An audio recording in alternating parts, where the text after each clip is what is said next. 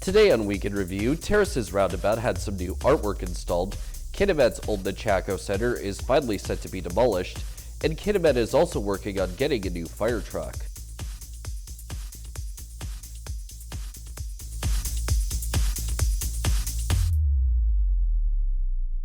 Hello, I'm Cael Maslin, and thanks for joining us here on Week in Review, where we cover all of the news here in the Northwest from this past week. The Terrace Roundabout got a facelift over the weekend, and motorists can expect to be awed by the new artwork. CFTK-TV's Cael Maslin has more. The Sugaget art installation slowed traffic significantly over the weekend during its installation, but that's all clear now and the insertion is complete. According to the Skeena Salmon Arts Fest, this is a collaborative piece between master carver Stan Bevan and his team of apprentices Brian McKee, Kobe Antoine, and Savannah Medeiros. The other two lead artists are Northwestern BC-based wood and metal artists Rod Brown and Mike Sorochin. Bevan's team carved center sculptures featuring 3 wooden carvings of human forms, which were enshrouded in aluminum and copper sculpted by Sorochin. The 6 9-foot wooden salmon carvings with aluminum design elements are by Roderick Brown of Coho Wood Studio. The project was funded by the province with a grant of just over $677,000 through the Ministry of Tourism, Arts, Culture, and Sport. The project is one of 31 across the province to receive funding. Sugaget means new people in the Smalliax language of the Tsimshian people. More specifically, it means the original people embracing a new way of doing things. The Arts Society says the name was gifted to the project by the late Kitsilus elder Mel Bevan, who is also the father of lead artist Stan Bevan. For CFTK-TV News in Terrace, I'm Cael Maslin. The Nechako Center was once a Kitimat staple but has deteriorated over time and is now set for demolition, but it's taken a while for any action to actually take place. Here's how the District of Kitimat plans to finally get rid of the aging center. In the summer of last year, the District of Kitimat determined that they would be demolishing the rundown section of the Kitimat Nechako Center since it had been sitting there as a vacant building for a number of years.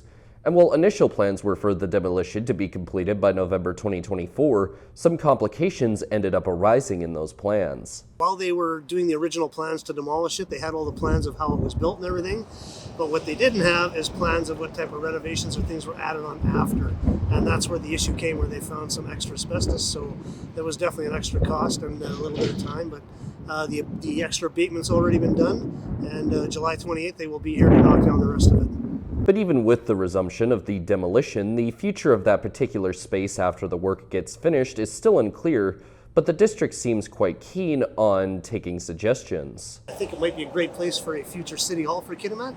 And then, of course, that would be an anchor tenant to bring in probably restaurants and coffee shops and stuff like that. So right now there is no absolute plan for what we're doing after, but council wanted to act and do something, at least get the eyesore out of the way and then see what opportunities come from there. Kitimat's Mayor Phil Germuth also did acknowledge that the demolition will likely invoke bittersweet feelings for some, himself included, because despite the fact that the municipality will have one less eyesore once it's gone, the center was still Kitimat's first real shopping center, with it opening up back in the 1950s. The mayor also mainly attributes the center's degradation to a significant population decrease from a few years ago, around the time when Eurocan and Methanex closed. And although the demolition work has resumed, it's still not 100% certain as to when the teardown will finally be completed. For CFTK-TV News, I'm Cael Maslin. And sticking with the District of Kitimat, they have also begun working on replacing an emergency vehicle that is reportedly falling apart at rapid speed. A recent Kitimat Council meeting saw Council determine that they will be starting a procurement process with the goal of replacing the Kitimat Fire and Ambulance Services Rescue Pumper Truck. The current version of the truck has been used by the community for close to 2 decades in frontline operations and has been suffering from ever-escalating maintenance issues, age-related wear and tear, and an inability to get support from the truck's manufacturer since it went out of business in 2014. But while the process to get this new truck has begun, it is going to take a while before it actually gets finished. The fire truck won't actually be here till I believe it's 2028 possibly, because they have to be built. So you put in your funding first and then the company builds them to your spec. So that's still a few years away, but yes, we are putting in the funding to replace one of our fire trucks. A new edition of the pumper could cost at most $1.8 million, so that is the amount of money that Kitimat Council is working to get, and based on the original recommendation of the replacement, the funds seem as if they will come from the fire department's equipment reserve. The current pumper is the oldest major emergency vehicle that Kitimat's fire department has at the moment, and the expected timeline for the new truck to be completed is said to be about 24 months. For CFTK-TV News, I'm Cael Maslin. The Tahltan central government has been ordered to pay over $320,000 to former President Chad Day, who sued the nation over his dismissal. Day had been originally elected for a 2-year term in 2014, but was re-elected 3 more times for 3-year terms. His contract, which paid him more than $18,000 per month, was to expire in June of 2025. The judge ruled that Day's suspension was not justified because the board failed to adhere to procedural requirements that give it authority to place a director on administrative suspension. The $320,000 covers compensations for unpaid wages and benefits. Up next, a gold mine near Smithers will soon be opening up once again. Welcome back. A gold mine near Smithers is getting set to once again become operational. Now for more on this mine's significance. Blue Lagoon Resources recently held an official opening ceremony for their Dome Mountain Gold project that is about 50 minutes away from Smithers via vehicle travel. This project had already existed since at least the 1980s, but Blue Lagoon also made some history when they got their hands on it about half a decade ago. It's a 22,000 hectare project that we acquired back in 2020, and we're very fortunate. Just became one of only 9 companies in the last decade to have received a full mining permit back in February. The aforementioned opening ceremony saw the attendance of over 100 people from all over the world, with attendees from Germany, South Carolina, and Denver making an appearance alongside 18 hereditary chiefs from the Lake Babine Nation, and everyone was said to have left the event impressed by what they saw. The ceremony also marked the completion of some construction work as the property had to be closed down for a little while due to some needed infrastructure upgrades. Getting a mining permit in BC in a little under 5 years was an impressive feat as well, since it usually takes over 20 years to get one, and Blue Lagoon's president and CEO explained how they were able to get it done so quickly. Getting this permit in record time was really due to the philosophy that we have, the approach that we have of transparency. Working with the Lake Babine Nation was one of the keys, and right from the get-go, we sat and rather than tell them what we thought they needed or all the jobs we were going to create and all the economic benefits that was going to come, our approach was basically to sit down and listen to what their needs were. And yes, jobs and economic benefit was important to them, but listening was even more important. And what we found out from that was that really what the most important thing for them was the Yinta, the philosophy that they have to be one with the land, to respect the land. And we really implemented that philosophy throughout every decision process that we made. And I think that came through to them, and that made them feel much more comfortable to provide the support what the government needed in order to fast track this project. Technically, the project's operations haven't officially restarted yet, but it should be fully up and running sometime within the next couple of months. The project will also get support from Blue Lagoon's toll mining agreement with Nikola Mining that will see mineralized material from the mine get taken to Nikola's milling facilities in Merritt in order to be processed before it gets sent elsewhere to actually become gold. For CFTK-TV News, I'm Cael Maslin. A narrowly avoided catastrophe in Smithers served as a reminder that the place acting as a makeshift home for some residents is hardly a suitable long-term living solution. Now, to more on the difficulties that are posed by the encampment in Smithers. Last weekend, the encampment located right across from Smithers Town Hall caught on fire, and based on what was found in preliminary investigations, the blaze was not started accidentally. The indications are, rather, that it was intentionally started, and the RCMP have arrested someone, so that's in process. That's in the police court system now.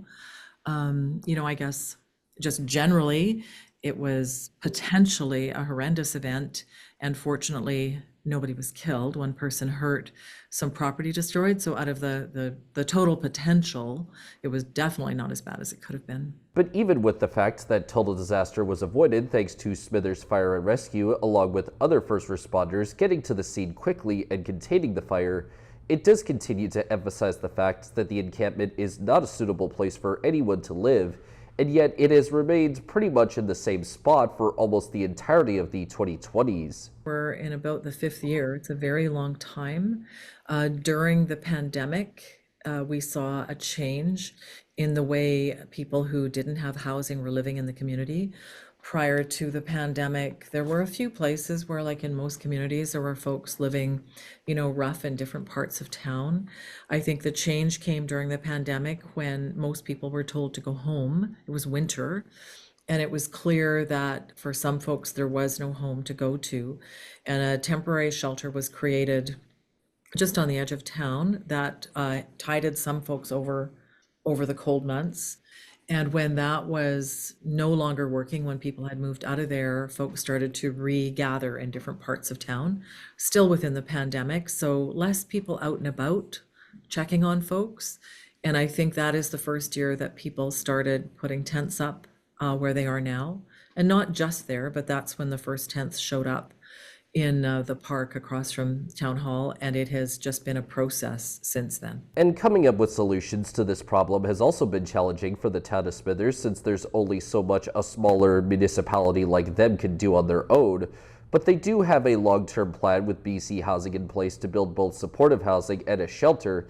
And Smithers Mayor Gladys Attrell also expressed some cautious optimism that with a little help from their neighbors, they might be able to find a better way to help the residents of the encampment, as well as everyone else who is negatively affected by it.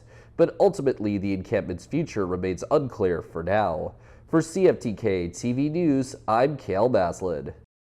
It was a significant moment for Indigenous leadership last week as the federal government hosted the Indigenous Leaders Summit in Gatineau.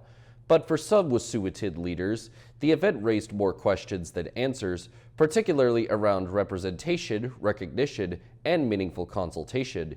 CFTK-TV's Helen Asante spoke with the deputy chief. In a conversation with the Deputy Chief Counselor of Hagwilget Village, he shared what meaningful consultation should look like moving forward and emphasized the importance of nation-to-nation dialogue built on listening, mutual respect, and recognition of hereditary governance structures, not just elected leadership. Under and connected legislature, we seem to focus a lot around free, prior, and informed consent. What has been legislated, and it's worth mentioning that BC is still lagging with a lighter version in DRIPA, is still only the bare minimum that we're obviously continuing to fight for. Even achieving the bare minimum of free, prior, and informed consent is something that we're striving for. It should be given.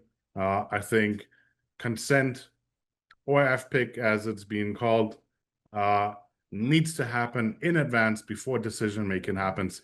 That is where this bill C5 has once again failed. Decision makers and our nations are facing minimal input after the fact. And the current process, as we witness, and connected behavior from the federal government is taking huge leaps in reverse reconciliation, in my opinion. When asked whether the Prime Minister addressed his concerns about the elbow-up approach to Bill C5, the Deputy Chief responded with a clear no. The short answer is a hard no.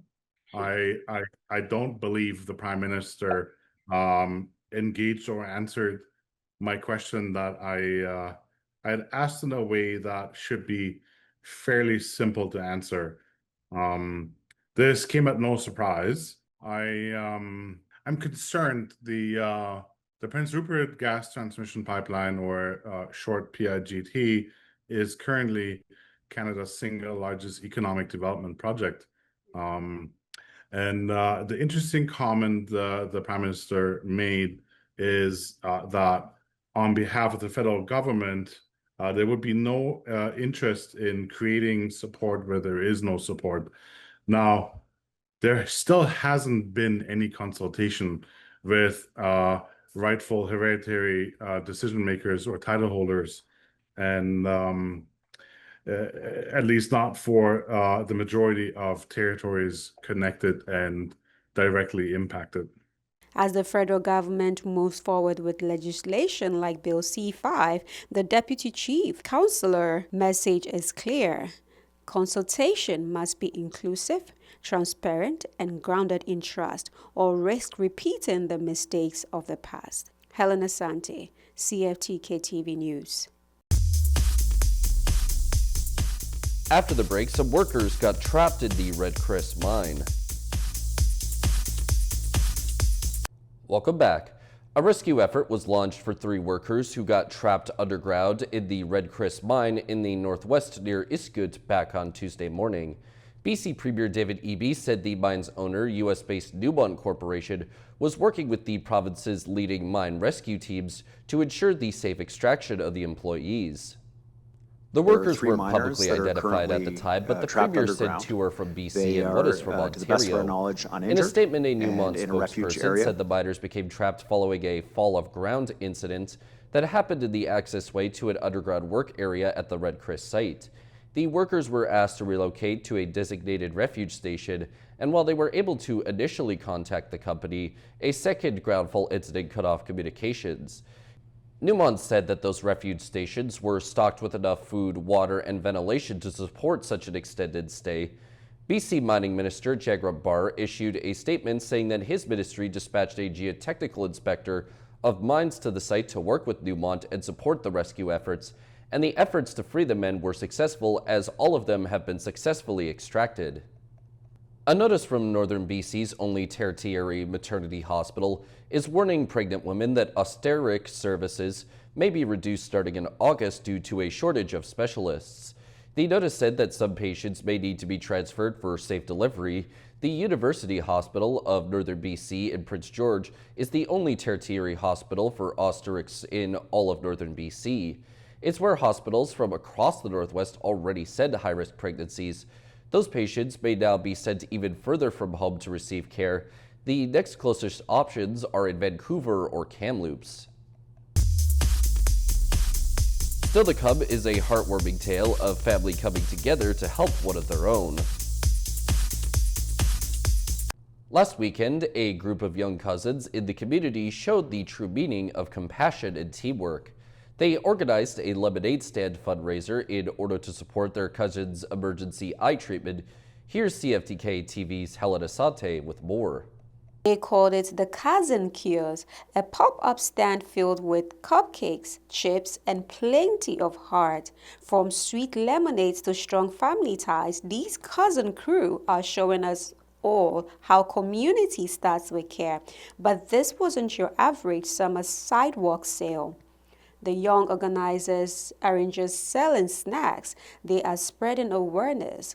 With their hand-drawn posters, a prize raffle, and their sunny attitude, they turned a weekend gathering into something truly meaningful.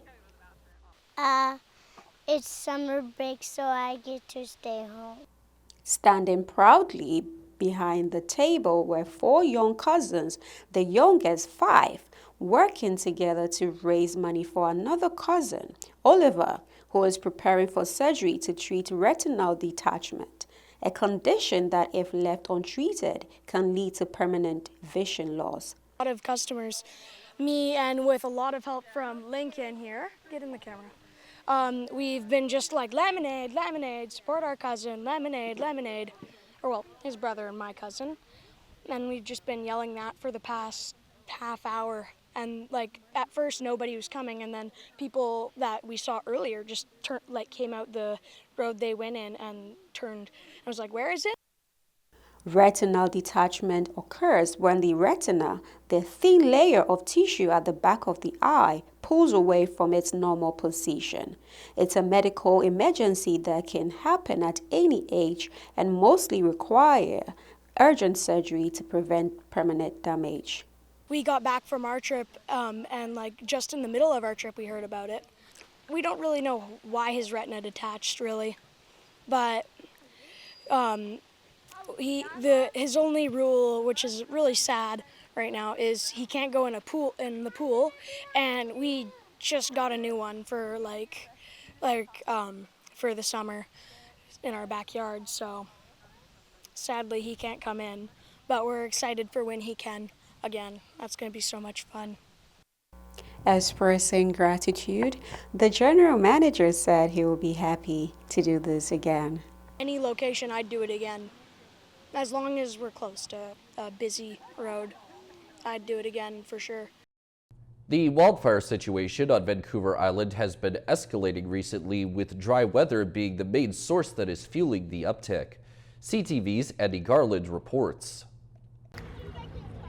The assault on Vancouver Island's only out-of-control wildfire began from the sky, aircraft dousing the Comox Lake fire just hours after it sparked Monday. The beach actually was packed yesterday, and everybody was out with their cameras. Busy place. Everybody was in the lake watching the fire and the planes come in. A local photographer in Courtenay saw the plume of smoke and headed to the lake, spending several hours snapping photos from across the water. When you were watching them, you could really see how well trained their routines were. They kind of had the same pattern over and over. It's wild because they all drop like in the exact same spot. In a seamlessly choreographed display, air tankers and helicopters were seen continuously pouring water on the fire. They got it under control really quickly. We got up this morning and there was just like a little poof of smoke still, so no more airplanes or anything. Crews are being applauded by the village of Cumberland for getting the upper hand on a fire so close to the valley's water source. That is a huge risk to our watersheds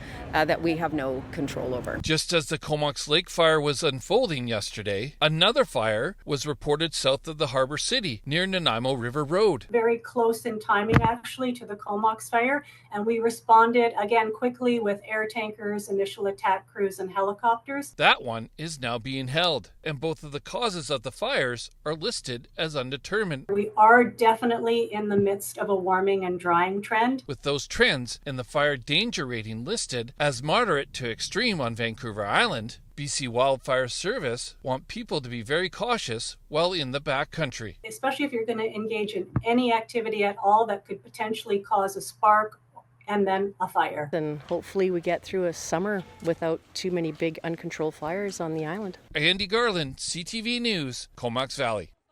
That wraps up this week's edition of Week in Review. Make sure to tune in to our regular newscast on Monday at 5, 6, 6:30, and 11 o'clock here on CFTK-TV. Thank you for tuning in, and have a good weekend.